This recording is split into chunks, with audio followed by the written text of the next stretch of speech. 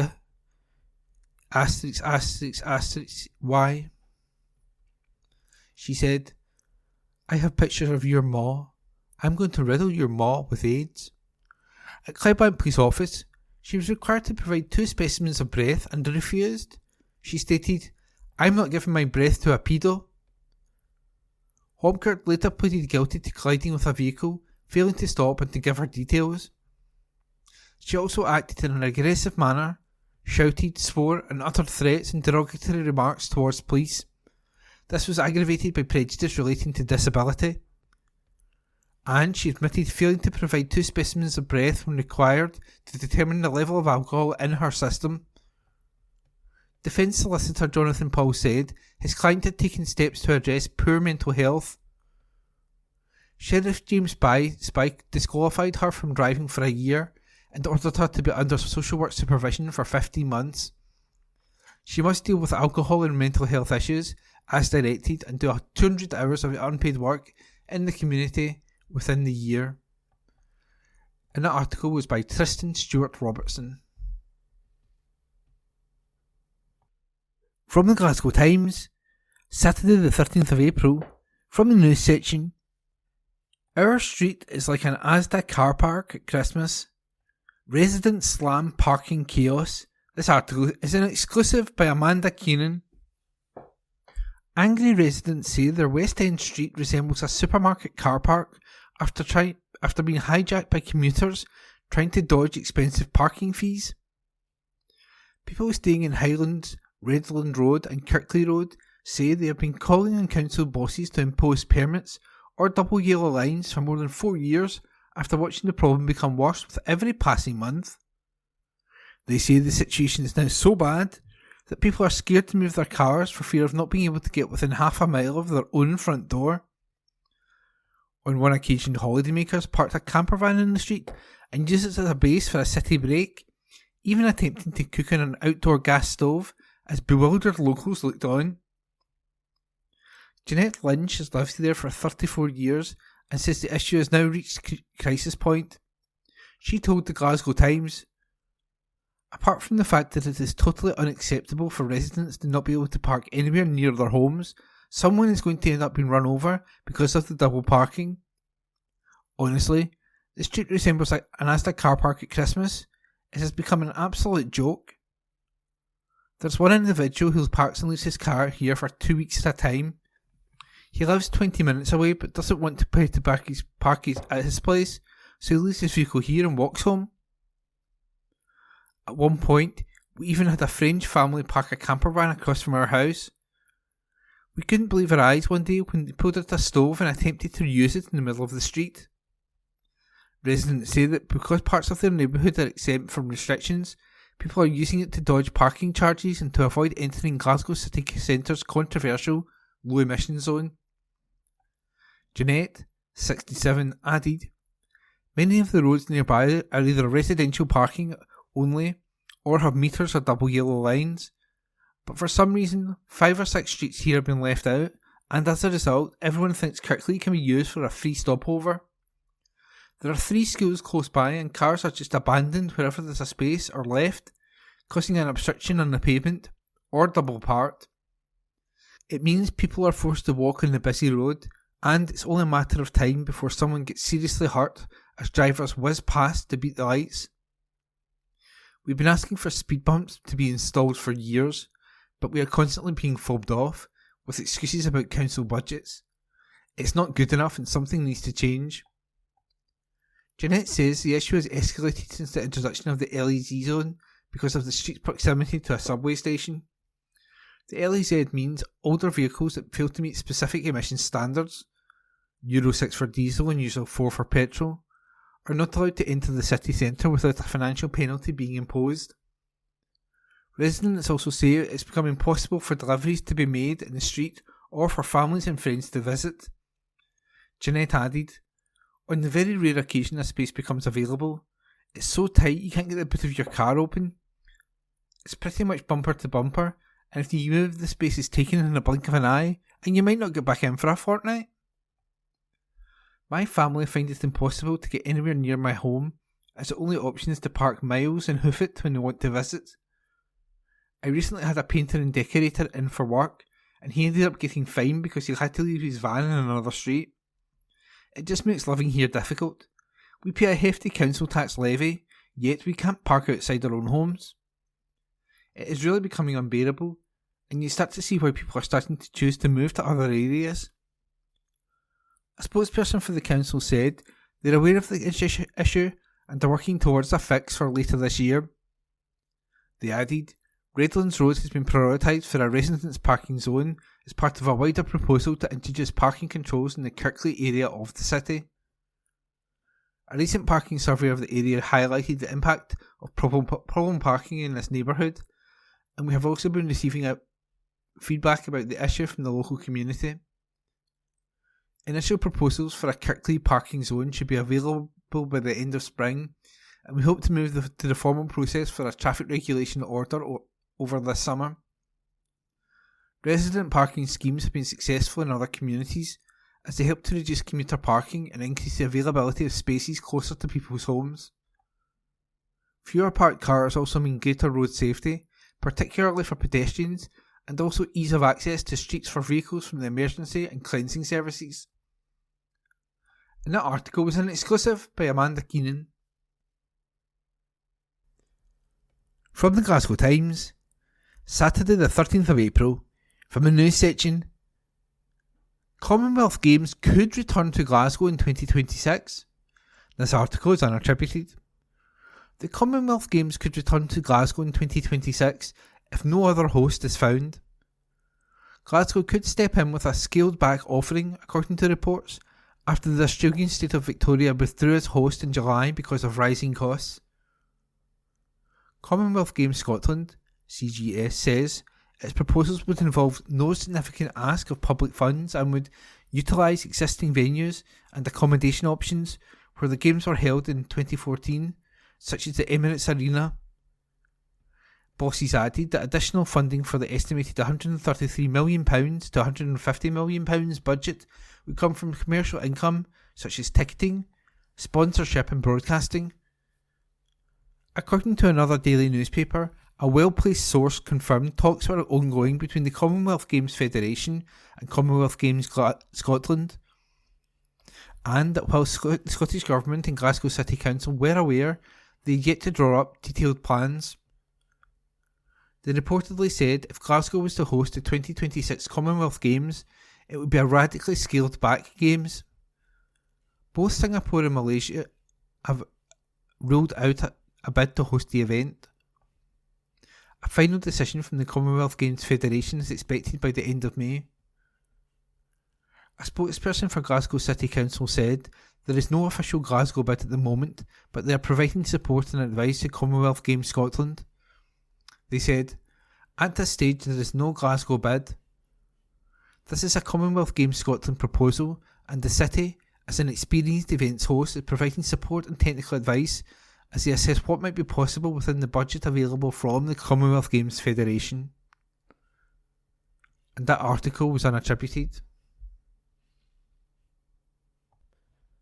From the Glasgow Times, Saturday the 13th of April, from the news section, in the world today, huge attack that destroys power plant. This article is unattributed. A massive missile and drone attack destroyed one of Ukraine's largest power plants and damaged others, officials said. The Tripilska plant, which is the biggest energy supplier for the Kiev, Cherkasy and Zhytomyr regions, was struck numerous times, including the transformer, turbines and generators, and leaving the plant ablaze. As the first drone approached, workers hid in a shelter which saved their lives, according to Andriy Gota, chairman of the supervisory board of the state company Central Energy, which owns the plant. They watched the plant burn, surrounded by dense smoke and engulfed in flames. It was terrifying, Gota said. Russian President Vladimir Putin cast the attacks on Ukrainian energy facilities as a response to Ukrainian strikes that targeted Russian oil refineries. The Tripilska plant supplied electricity to 3 million customers, but none lost power because the grid was able to compensate since demands are low at this time of year. Nevertheless, the consequences of the strikes could be felt in the coming months as air conditioning use ramps up during the summer.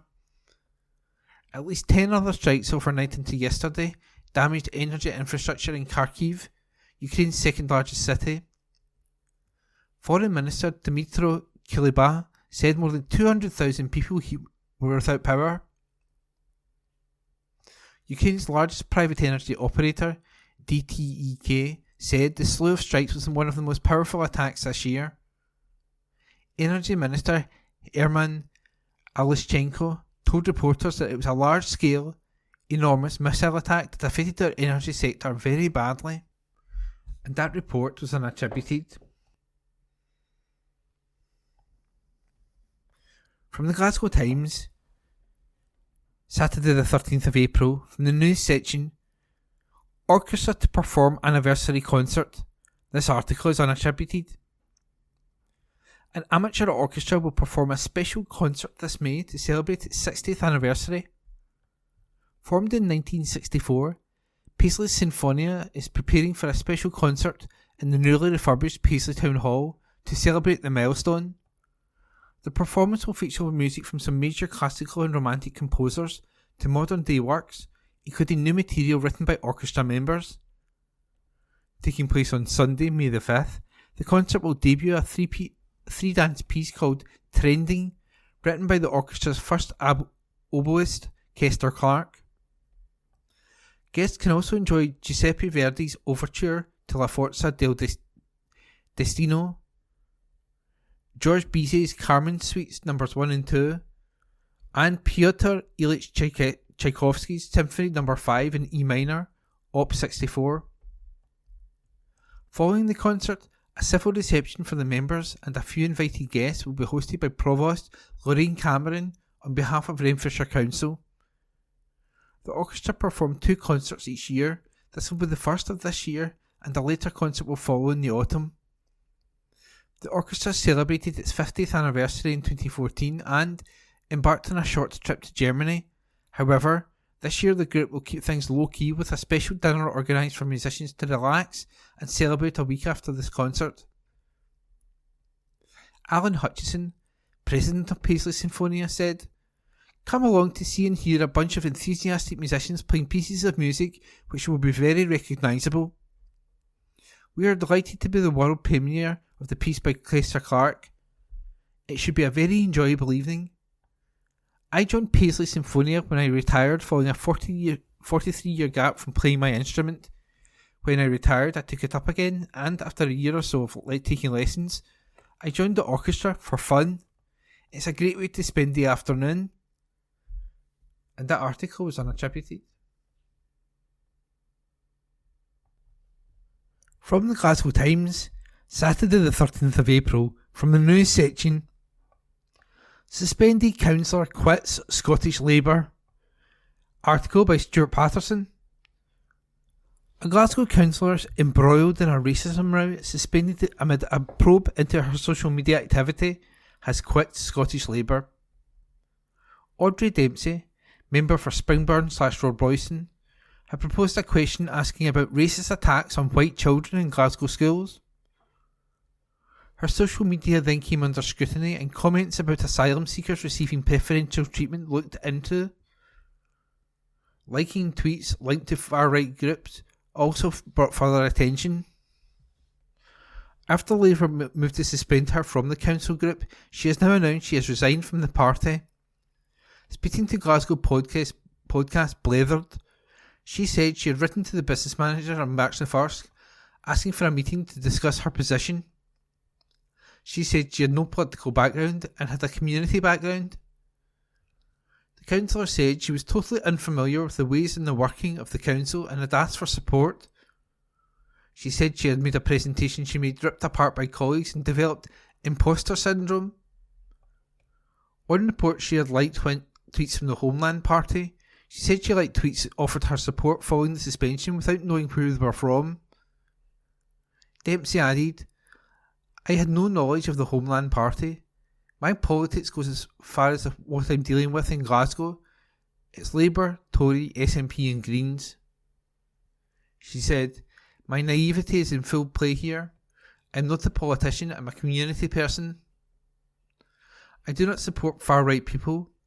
If I had any knowledge of the Homeland Party and what it stood for, I wouldn't have liked the tweets." She claimed to have not known she liked one stating Anis Sarwar was anti-white. She has also been removed from 2 influential council committees this week. Dempsey was on the Integration Joint Board, which oversees health and social care in the city, dealing with some of the most vulnerable people and also responsible for services like homelessness and drug and alcohol policies. Dempsey has also lost her membership of the Wellbeing Equalities Community Culture and Engagement Committee. John Molyneux, Green's councillor, also on the Integration Joint Board, said, having articulated clearly racist views and supported vile conspiracies, it is right that Councillor Dempsey has been removed from all her appointed roles, including on the IGB, which oversees services for vulnerable people and people seeking asylum. Labour has moved quickly once this recent incident was made public, but clearly Councillor Dempsey's former colleagues have known the kind of views she has been supporting and expressing for some time, and they need to address why action wasn't taken earlier and how she's ever passed the party's vetting procedures. And that article was by Stuart Patterson. Glasgow Times News on Monday the 15th of April. Council officials denied that bulk waste charges lead to more fly tipping. An article written by Catherine Hunter and read by Howell. Glasgow Council officials have again denied the introduction of bulk waste charges has led to an increase in fly tipping, as a local councillor insisted that the problem has escalated. The local authority made the decision to introduce the charges for removing bulky items at its full council meeting in February 2020, despite concerns raised at the time that this could lead to an increase in fly tipping. During the recent Operations and Scrutiny Committee, Drumchapel and Anniesland councillor Patricia Ferguson said the issue of fly tipping in her ward has got worse in the last couple of years. And she said her constituents had misunderstood the cost of getting bulk waste removed. She said, "I would like to refer back to the issue surrounding street cleaning. It seems to me that we need to have a lot more education on this whole issue. I'm talking about everything from how you recycle, where you recycle, down to the issue of fly tipping. I've had constituents say to me that they can't afford to have bulk items lifted because they think it is £35 or £40 per item, which it's not. I've explained this, but that is what people think, unfortunately, and I've certainly seen a huge rise in fly tipping in my area just in the last couple of years since I've been a councillor. That worries me because that is people getting into an entrenched way of thinking, that you can just dump things and someone else will come and take them away. I do wonder if we should have some sort of educational programme around waste disposal. I very much welcome the fact that we're talking to schools because that is incredibly important." A council officer agreed that more communication was needed when it comes to removing bulky waste, but that there was no evidence that the introduction of the cost had impacted the problem. They said, "I think you raise an interesting point about the £5 bulk charge. When that went live in the budget, we did a couple of social media posts with our PR team. Perhaps that isn't enough. You can never communicate enough, and how do you reach the right people? It's a difficult one. One of the things with fly tipping is that there are problematic hotspots across the city, and we know where they are, and it tends to be a white van type thing as opposed to householders. It tends to be that sort of thing that causes us the biggest problems. There is no evidence that fly tipping has increased as a result of the introduction of the charge, or if there's any kind of link. But fly tipping is absolutely a problem. I'm happy to take away your comment to let more people know about the £5 charge, as opposed to people assuming it's costing £35 for the 10 items." An article written by Catherine Hunter. Glasgow Times News on Monday the 15th of April. Residents wake with mice in their beds after an infestation.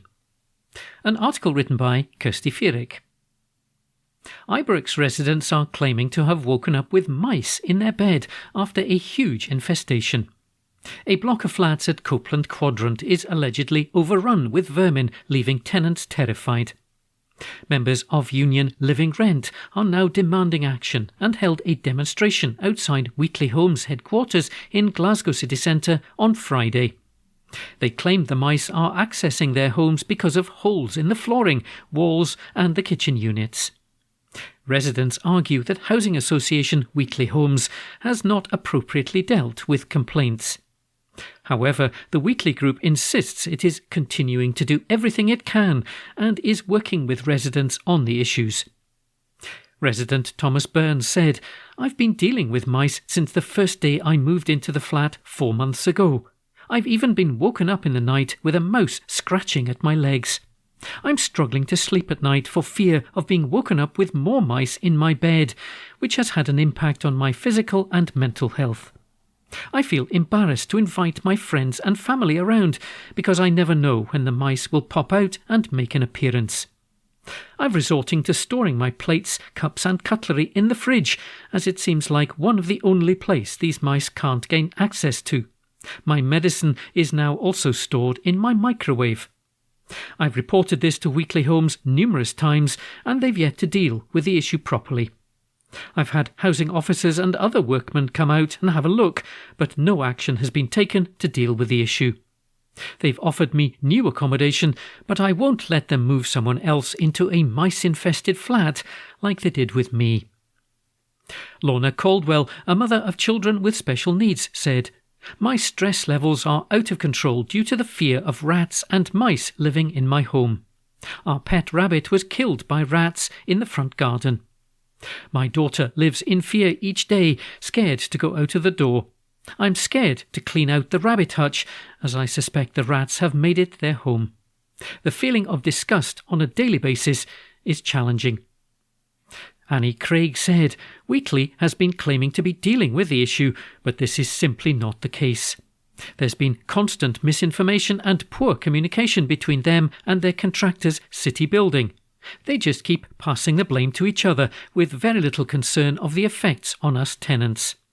I've had my kitchen ripped out to check for holes in the walls, and when it was reinstalled I've been left with exposed pipes and holes, which gives the mice easier access to my flat. I'm at my wit's end and physically ill from the stress." A Wheatley Homes Glasgow spokesperson said, "We're continuing to do everything we can to help our tenants living in the flats. Glasgow City Council's environment team is working with the tenants and also with the homeowners affected to get these issues fixed. We've also called in a specialist contractor to help. Our repairs team has already been out to check our tenants' homes for any small holes and to carry out any repairs." An article written by Kirsty Feerick. Glasgow Times on Monday the 15th of April. Lifestyle. Paisley Amateur Orchestra prepares for its 60th anniversary. An article written by Emily Moore. An amateur orchestra will perform a special concert this May to celebrate its 60th anniversary. Formed in 1964, the Paisley Sinfonia is preparing for a special concert in the newly refurbished Paisley Town Hall to celebrate the milestone. The performance will feature music from some major classical and romantic composers to modern-day works, including new material written by orchestra members. Taking place on Sunday, May the 5th, the concert will debut a 3-dance piece called Trending, written by the orchestra's principal oboe, Kester Clark. Guests can also enjoy Verdi's overture to La Forza del Destino, Bizet's Carmen Suites No. 1 and No. 2, and Tchaikovsky's Symphony No. 5. Following the concert, a civic reception for the members and a few invited guests will be hosted by Provost Lorraine Cameron on behalf of Renfrewshire Council. The orchestra performs 2 concerts each year, and this will be the first of this year, with a later concert to follow in the autumn. The orchestra celebrated its 50th anniversary in 2014 and embarked on a short trip to Germany. However, this year the group will keep things low-key with a special dinner organised for musicians to relax and celebrate a week after the concert. Alan Hutchinson, president of the Paisley Sinfonia, said, "Come along to see and hear a bunch of enthusiastic musicians playing pieces of music which will be very recognisable. We are delighted to have the world premiere of the piece by Kester Clark. It should be a very enjoyable evening. I joined Paisley Sinfonia when I retired, following a 43-year gap from playing my instrument. When I retired, I took it up again, and after a year or so of taking lessons, I joined the orchestra for fun. It's a great way to spend the afternoon. An article written by Emily Moore. Glasgow Times on Monday the 15th of April. Opinion. It's time to get off the virtue signalling bus in Scotland. A column written by Mike Daly. Has the Scottish Parliament become overly obsessed with banning, controlling and outlawing things? There's a Scottish Government consultation on restricting the promotion of food and drink, which are high in fat, sugar or salt just now. Some 20% of food and drink bought in Scotland is on a price promotion. That includes offers to buy one, get one free, multi-buys and lunchtime meal deals that come with a free snack.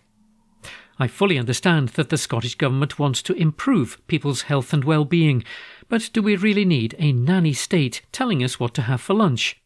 I think not. By all means, ensure better product transparency on the contents of food and drink, but the moment you start restricting freedom of choice on everyday living activities, it's a slippery slope. Surely we don't need to spend £127 million of taxpayers' money on Holyrood each year and almost £1 billion on Scottish Government operating costs to be hectored and lectured in day-to-day life. The Hate Crime Act is another example of how we can make things much worse, not with the legislation per se, but with the dreadful, inaccurate and patronising messaging around it. The First Minister claimed that there was a rising tide of hatred in Scotland. The statistics show that that is not to be true. Hate crime was down on last year's figures. Yet, like a self-fulfilling prophecy, Police Scotland had around 8,000 hate crime reports in the first week of the new Act. Out of that number, only 240 hate crimes and 30 non-crime hate incidents were recorded. Scotland became a laughingstock across the world. We look set to award ourselves the title of the most hateful wee nation on the planet. Of course, that's nonsense, but how did we manage to get this so wrong? As noted, we're spending around £1 billion a year on people to come up with this stuff. Last week, we had the Búrach over the wood-burning stove ban. In fact, from April the 1st, 2024, revised regulations mean that new homes built in Scotland won't be able to have oil or gas boilers or wood-burning stoves. The rules don't apply to existing homes. The measure is part of the laudable objective to achieve net zero carbon emissions by 2045. In truth, this will likely have a zero ripple effect on emissions. The National House Building Council confirmed that only 8,158 new homes were completed in 2023. That's down by 47% from the year before. There are 2.7 million dwellings in Scotland. Yet we continue to ride the virtue signalling bus while imagining that important transformational things are happening. They aren't. We're living in pothole Scotland. This year's affordable housing budget has been cut by £200 million, so Scotland's housing waiting lists will only get longer. Instead of faffing about with virtue signalling and telling people what to eat for their lunch, why don't we focus on the crises and problems that we have in NHS Scotland, housing, education and our transport infrastructure? Where is the heavy intellectual lifting to tackle the issues that adversely affect most Scots every single day? Where are the new approaches, solutions and big ideas? Where are the incentives instead of bans and restrictions? A column written by Mike Daly. Glasgow Times News on Monday the 15th of April. STUC chief hails the power of today's trade unions. An article issued by the Glasgow Times News Desk. The trade union movement has never been so important, STUC General Secretary Ros Foyer has said, as she claimed that workers are £4.4 billion better off due to union-backed strikes. The annual Scottish Trades Union Congress Conference is due to kick off today, and it'll be addressed by Scottish Labour leader Anna Sawa and the First Minister Hamza Yousaf. Ahead of the Dundee event, Ms Foyer hailed the staggering amount strikes in the past 2 years had secured for workers in pay and pension contributions. Over £4.4 billion was won by our movement, which is £3 billion more than if workers hadn't collectivised together in their unions and fought for better deals, she said. It's abundantly clear that as we hurtle towards a general election and hopefully a change of UK government, the voices of our movement have never been so important. Ms Foyer added that it has been those in the front line of public services who have led the charge, with workers leading when their politicians failed them.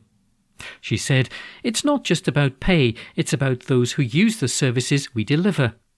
As our core public services come under increasing threat from austerity and government inaction, we will see workers coming together to campaign and take action for better funding and support for their vital public services." Our Congress, the largest gathering of trade unionists in Scotland, will make it clear that we can accept no half measures from either government. The Scottish Government or any potential incoming UK Labour government must heed the call from our movement and follow where we lead as we campaign for greater workplace rights, protections and funding for our vital public services. An article issued by the Glasgow Times News Desk. Glasgow Times News on Monday the 15th of April. Summerlee Museum in Coatbridge celebrates 4 million visitors. An article written by Sandhya Suresh. A popular attraction in Coatbridge has welcomed its 4 millionth visitor since its inception in 1988. Summerlee Museum of Industrial Life celebrated the milestone with Provost Kenneth Duffy and Deputy Leader Councillor Louise Rorty, who presented gifts to Autumn, Laurel and Mac from Airdrie, along with their grandmothers Frances Bodwick and Betty MacDonald. Set on 23 acres, the 4-star museum offers visitors a recreated mine with guided tours, miners' cottages, an exhibition hall with working machinery, a play park, a cafe and a shop. Mr Duffy said, "Summerlee holds an enduring appeal for so many people of all ages from across the globe. It's a jewel in the crown of Scotland's visitor attractions, and today is a significant milestone as we welcome the 4 millionth visitor to this wonderful museum, which explores and celebrates Lanarkshire's rich industrial heritage and the history of the workers." Ms MacDonald said, "The grandchildren love visiting here. It's such a wonderful place. I used to bring my daughter here when she was younger. It has so many special memories for us all." Ms Bodwick added, "Summerlee is a great place for families. We've visited so many times over the years. We were amazed and delighted to be the 4 millionth visitors." There are plans to transform the museum over the next few years as part of a multi-million-pound programme in collaboration with the Heritage Fund. Lou McNair, Museums and Collections Manager at North Lanarkshire Council, said the new developments will take the Summerlee story up until the 1990s and the end of Ravenscraig, which is the start of deindustrialisation, a very pivotal part of the story of Lanarkshire. It means our visitors will be able to spend the whole day here, as there will be even more things for people to see and do and to enjoy. Summerlee is situated around the 19th century Summerlee Ironworks site and a restored section of a branch of the Monklands Canal. The museum is open 7 days a week and is free to visit. An article written by Sandhya Suresh. Glasgow Times News on Monday the 15th of April. Tributes paid to a woman who died at Celtic Park. An article written by Ben Waddell. Tributes have been paid to a woman who tragically died at Celtic Park before Saturday's St Mirren match. Police were made aware of a concern for a woman within the toilets in the stadium shortly after 2:30 p.m. Emergency services attended. However, the 54-year-old was sadly pronounced dead at the scene. Officers have since confirmed that the death is not being treated as suspicious. Following the incident, Alison McGough has been named locally as the woman who passed away. Since then, tributes have been posted online for the much-loved football fan. St Margaret's Celtic Supporters Club said, "Sadly, one of our members, Alison McGough, passed away at Celtic Park yesterday. A sad day for our club. Alison, you will be missed. May you rest in peace." Meanwhile, the SNP MP for Coatbridge, Christon and Bells Hill, Stephen Bonner, posted a heartfelt tribute to Alison. In a picture shared by the politician, the pair were dressed in Celtic attire. He said, "Rest in peace, Alison McGough. We campaigned for independence together in 2014, and Alison was a polling agent for me in 2019. In so many respects, she was a kindred spirit. May she rest in eternal peace." Following the news of the death, Celtic Football Club took to social media to confirm the tragedy and to pay tribute. "We regret to confirm that tragically a 54-year-old woman died suddenly at Celtic Park prior to yesterday's match.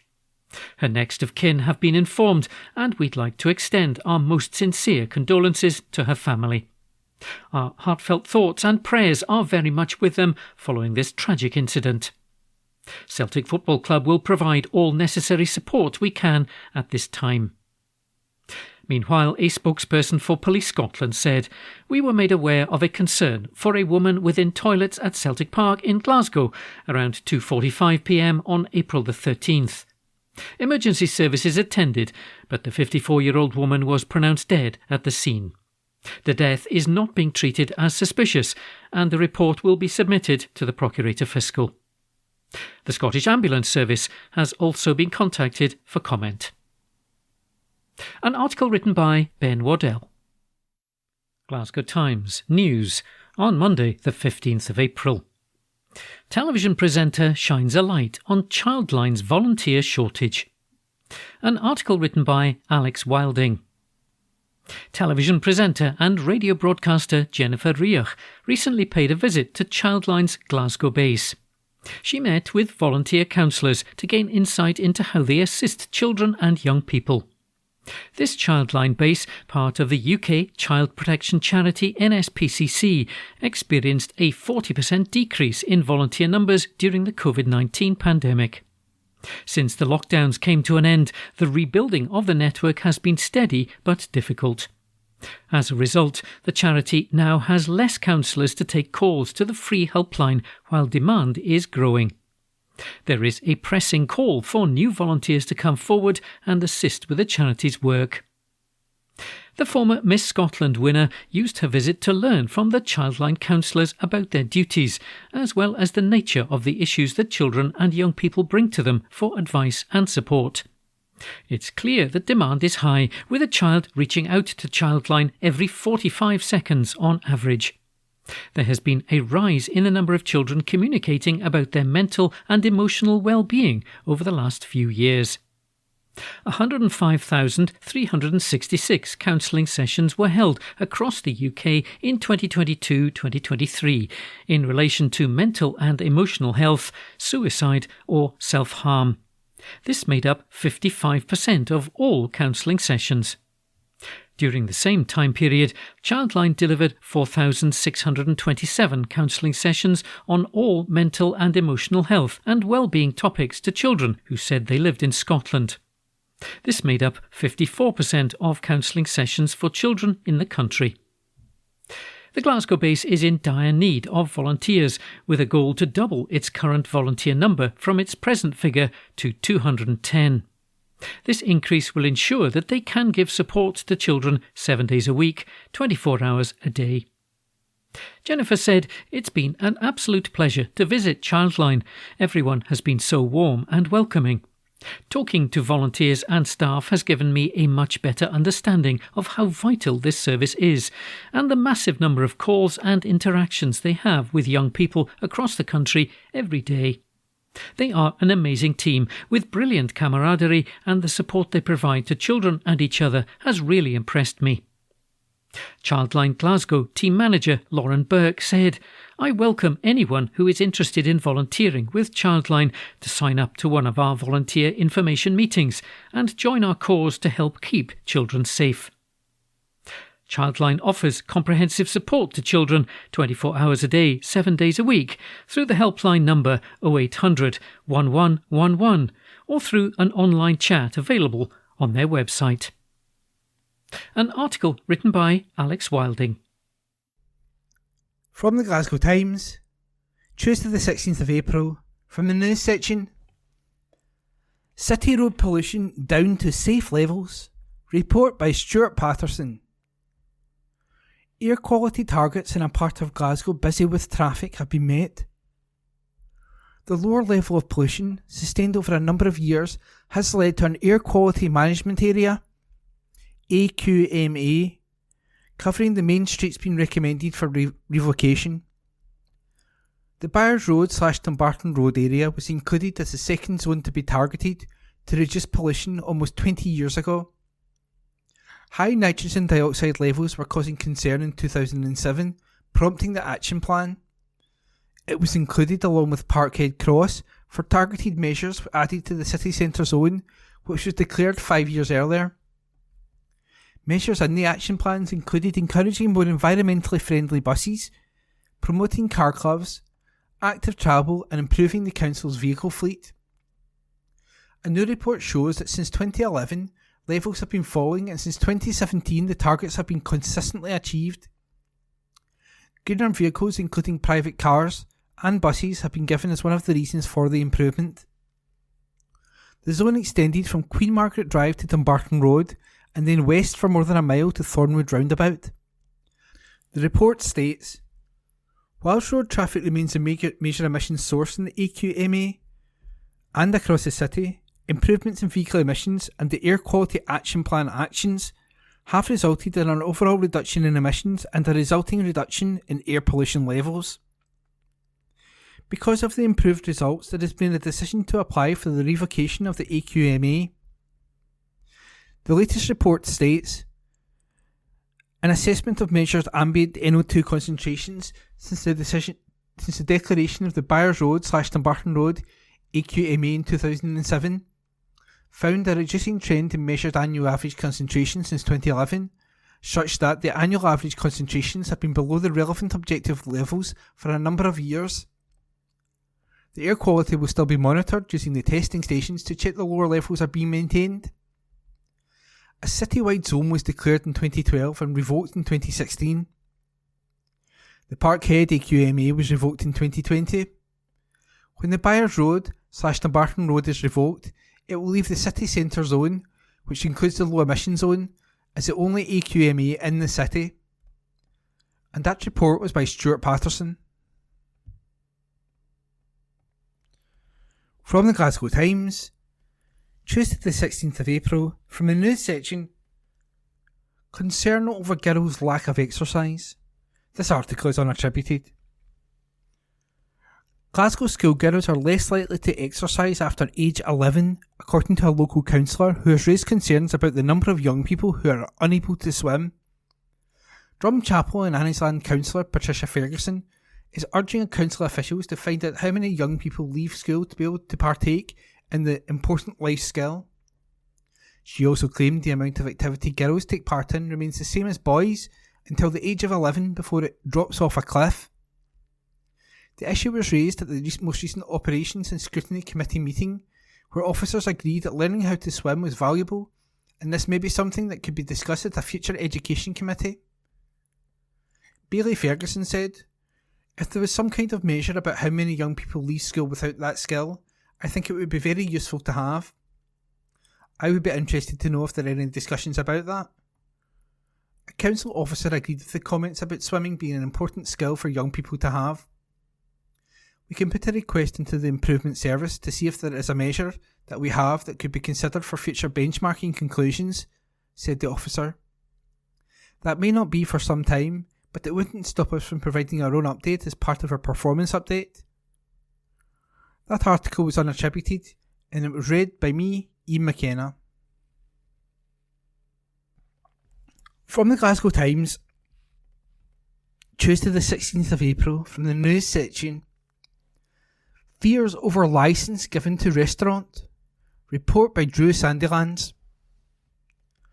A new restaurant in Glasgow has been given permission to show live sport, despite a neighbour's claim that there is almost a no-go sectarian area around the venue. The objector believed allowing televised sport would turn the Bell Street venue into yet another Celtic pub underneath flats, which is very antisocial for residents. She was one of 6 people to oppose the bid, but the city's licensing board approved the change. the applicant agreed to prevent visitors from wearing football colours. A Police Scotland representative said the force had one call specific to that premises last year, in which sectarian singing was mentioned. When officers attended, there was nothing ongoing at the time. The officer said, "There was nothing to confirm that the premises were involved. There were large numbers of individuals outside various premises at that point." A council official said there were 4 noise complaints related to the premises in December, but when staff arrived, no noise nuisance was witnessed. Archie McIver, the licensing law representing the owners, insisted the new venue would be a restaurant rather than a sports bar. The objector said, "I've lived in the building for over 20 years now, and I've just witnessed the decline of the area. It's almost a no-go sectarian area in Glasgow now. It's making our lives intolerable." She said people are outside until 2 a.m. or 3 a.m, and the new plan would see antisocial behaviour extend around the corner. Another objector was concerned about the lack of diversity in the area. McIver said the restaurant would be seated with table service. The venue was previously a kebab restaurant Der Berliner, which closed last November. And that report was by Drew Sandilands. From the Glasgow Times, Tuesday the 16th of April, from the news section, man feared paying his rent after losing access to vital benefit. This article is an exclusive by Kirsty Feerick. A pensioner has been paid back after losing a vital benefit during the cost of living crisis. Andrew Workman feared how he would pay his rent and suffered severe stress after being left in limbo about his pension credit. The 77-year-old from Spring Boyd claims the Department for Work and Pensions neglected him after his circumstances changed last year. He then contacted the Glasgow Times for help and has since received hundreds of pounds in backdated payments. Andrew said, "I feel like I've been left in limbo for months trying to get a straight answer. I don't have a lot of money, so I rely on my pension credit for things like rent. I can't go without it. It has been on my mind every single day, and I just feel neglected and like no one has been listening to me. I really need these payments. You get left on hold for an hour and then the line just cuts off. I don't think it is right that they cause stress like this. It is so frustrating.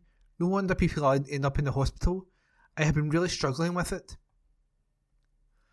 Andrew's extra disability premium in his pension credit calculation was removed last year as he had a carer come and support him. This means his pension credit claim was halted as his income exceeded the pension credit threshold. However, when his carer then stopped coming in to help due to personal commitments, Andrew immediately put in a new claim for pension credit on November the 13th last year.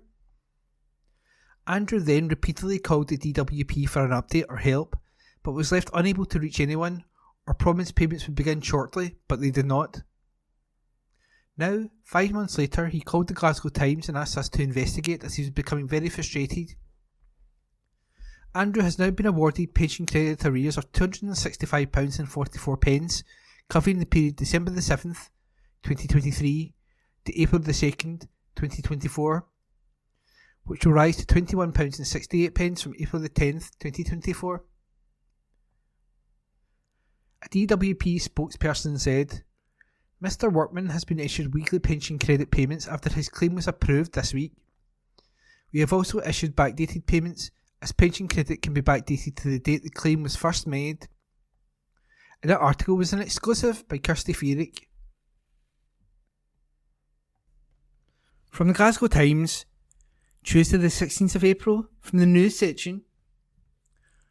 Nurses to help send patients on holiday. Report by Morgan Carmichael.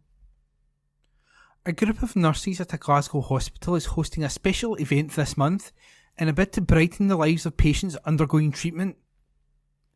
Alison Taylor, Stephanie McLean, Kellyanne McMillan and Megan Lavelle spend their day-to-day taking care of children aged 5 to 12 who have severe mental health disorders such as anorexia, psychosis and post-traumatic stress disorder in Ward 4 of the Glasgow Royal Infirmary.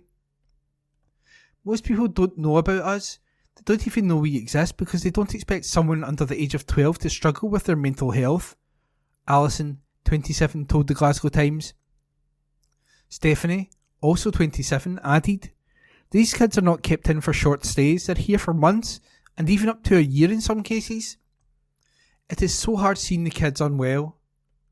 Their parents and guardians can't stay in the ward, and depending on where the family are based, they can't even be in Glasgow during the week, as we have kids as far out as Oban. Spending the weekend with family and siblings is so precious to the kids." Noticing how big of a difference family time makes to the children, these NHS superstars have decided to throw a charity ball to raise funds which will be used to send the kids on trips and weekends away with their families.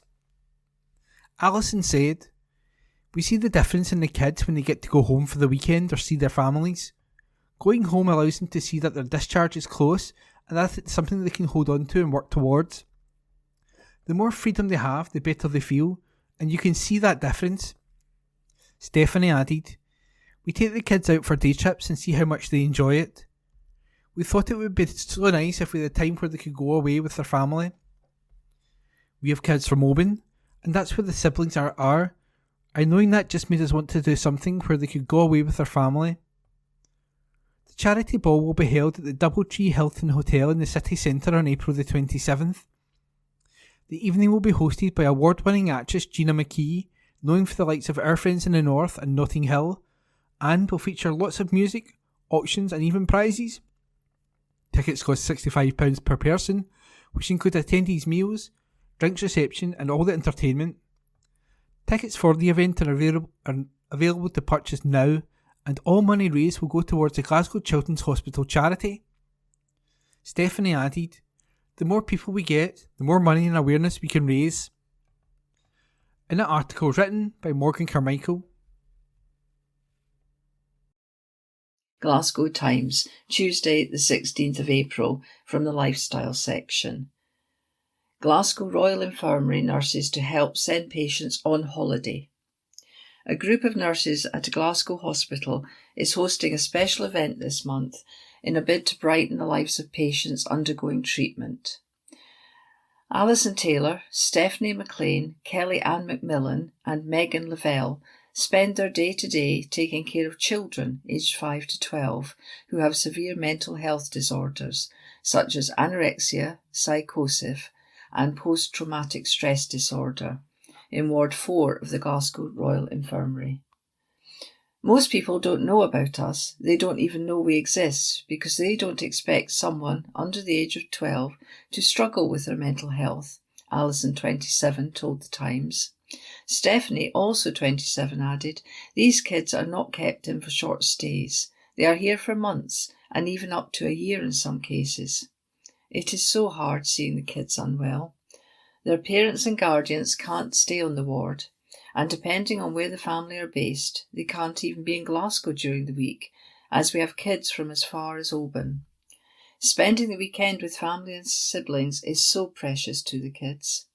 Noticing how big a difference family time makes to the children, these NHS superstars have decided to throw a charity ball to raise funds which will be used to send the kids on trips and weekends away with their families." Alison said, "We see the difference in the kids when they get to go home for the weekend or see their families.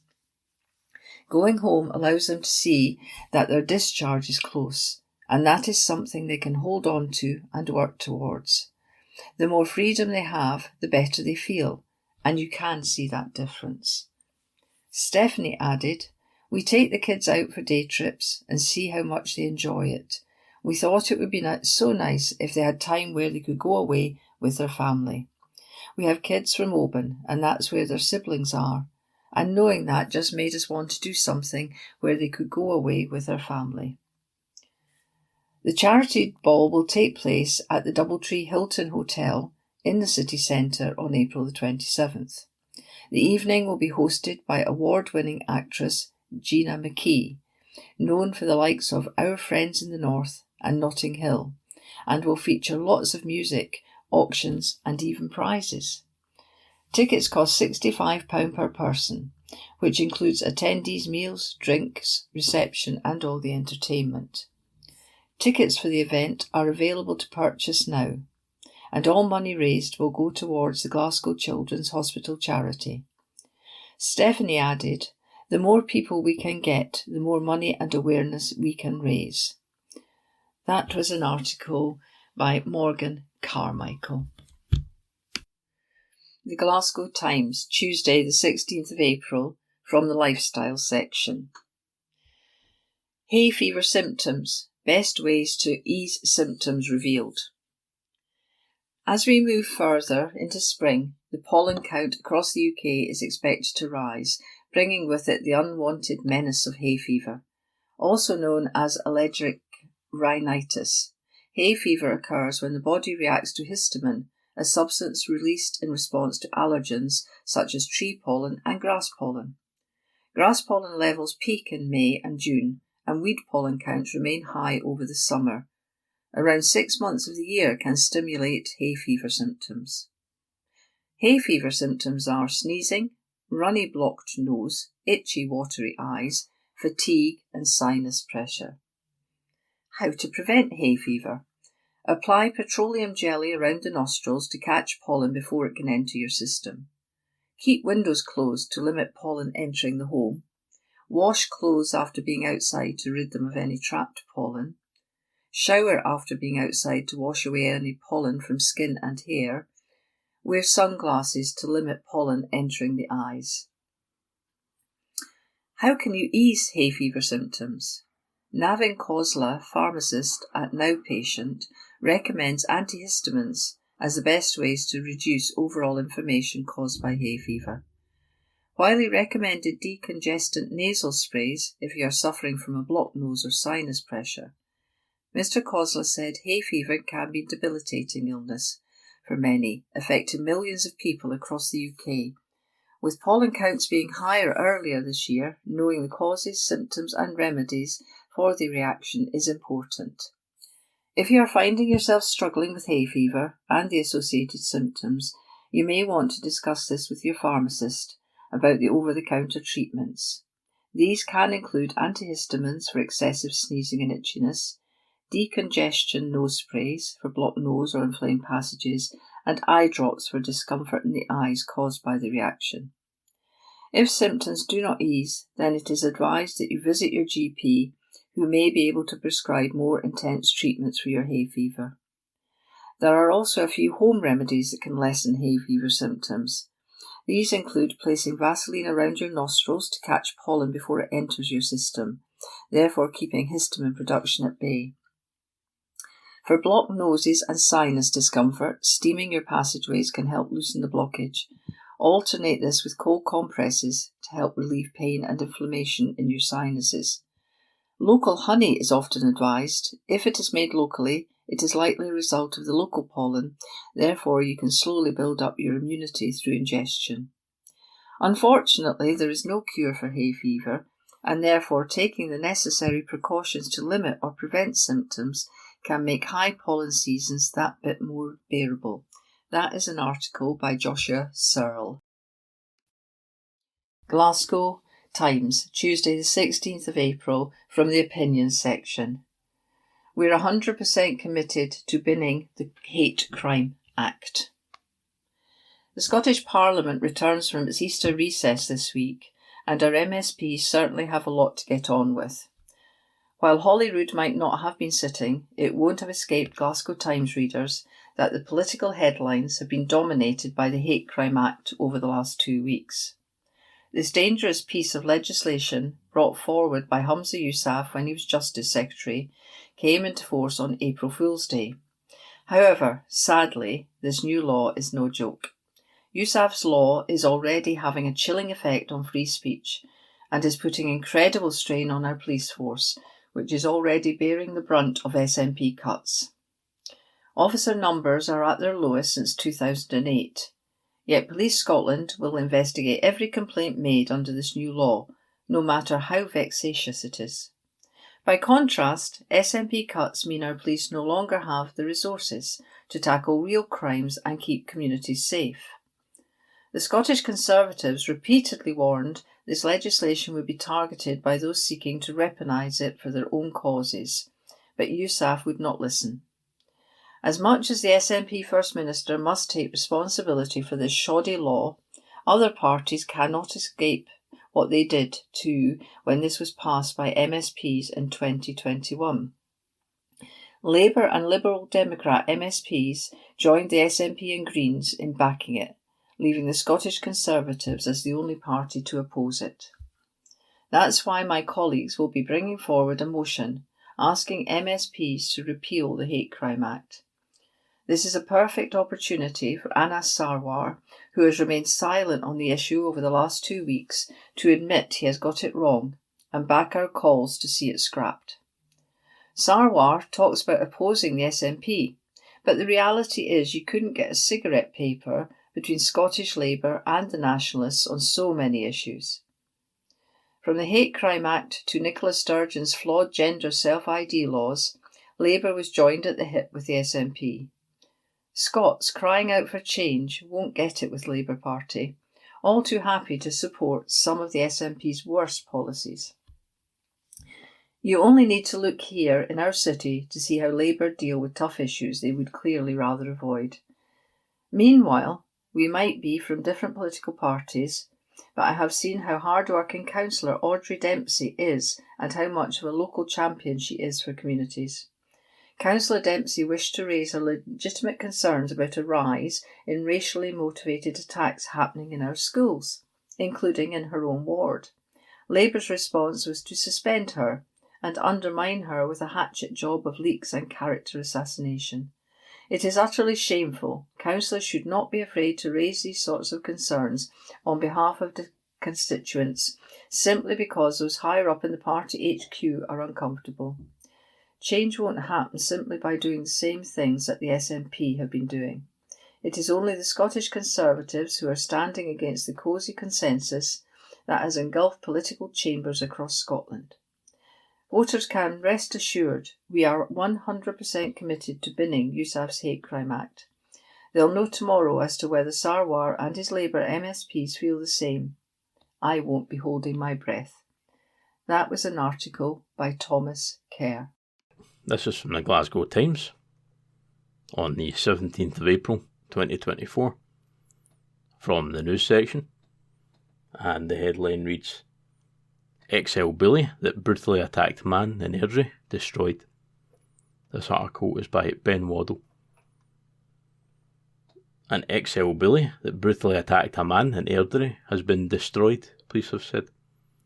It comes after we reported officers said they were called to a report of 2 large bully-type dogs on the loose, with one of them attacking their owner on Strathern Drive in the town.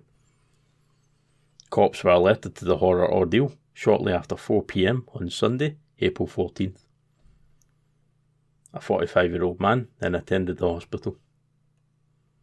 Police previously revealed the horror hound that caused the injuries was tracked down and seized. However, they have now confirmed that it has since been put down. Meanwhile, the other dog was on the run, with cops carrying out a search to find it. Now the force has confirmed that it has since been traced and left in the care of a family member. An investigation into the incident remains ongoing. A spokesperson for Police Scotland said around 4:10 p.m. on Sunday, April 14th, 2024, police were called to a report of 2 large bully-type dogs loose, and one of the dogs had attacked their owner on Strathern Drive, Plains, Airdrie. The 45-year-old man attended University Hospital Wishaw. The dog who caused the injuries was seized and taken to a veterinary practice where it was destroyed. The other dog was traced and left in the care of a family member. Inquiries are ongoing. This article was by Ben Waddle. This is from the Glasgow Times on the 17th of April 2024 from the news section, and the headline reads, Search launched for missing man from East Kilbride. This article is by Ben Waddle. A search has been launched for a missing man from East Kilbride amid growing concerns for his welfare. Derek Irving has been reported missing from 40th Avenue in the town on Tuesday, April 16th. The 38-year-old was last seen in the Langlands Moss area at around 1 a.m. on Wednesday, April 17th. He is described as being 5 foot 10 inches tall, with brown hair and brown eyes.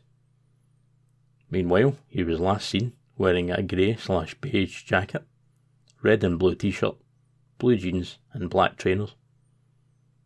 Inspector Ross Brown said, "Along with Derek's family, we have growing concerns for his welfare and are appealing for anyone with any information on his whereabouts to come forward as soon as possible.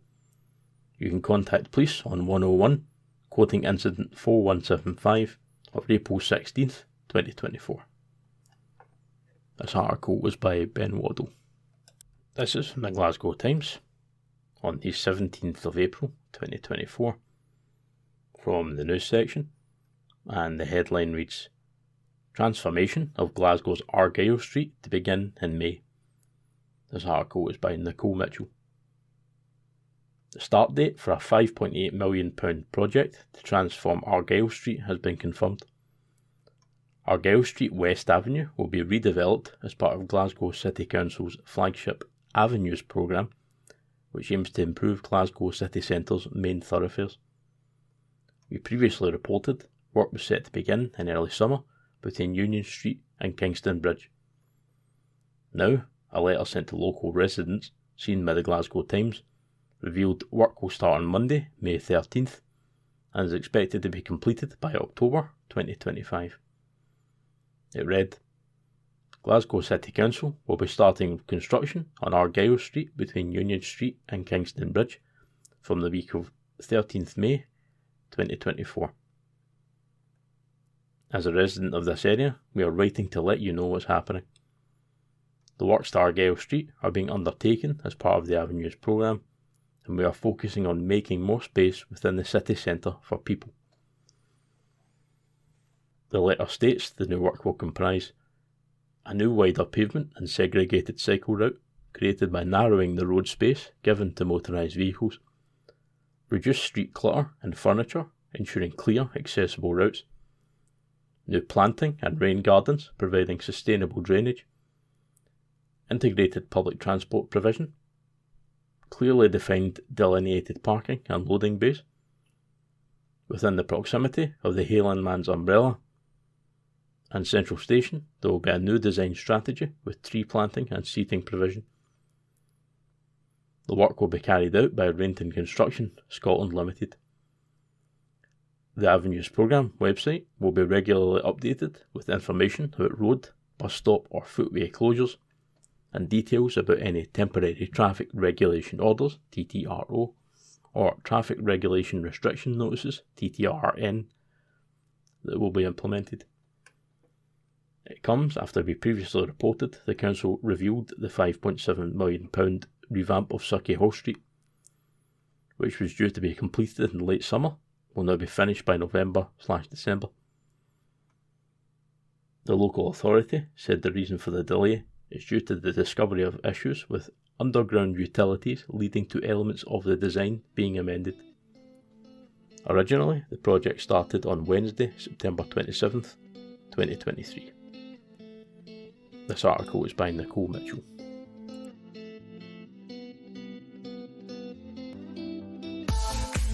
That concludes this week's edition of the Glasgow Times Podcast. Please remember to subscribe to our channels at Q and Review and to tell your friends about our service.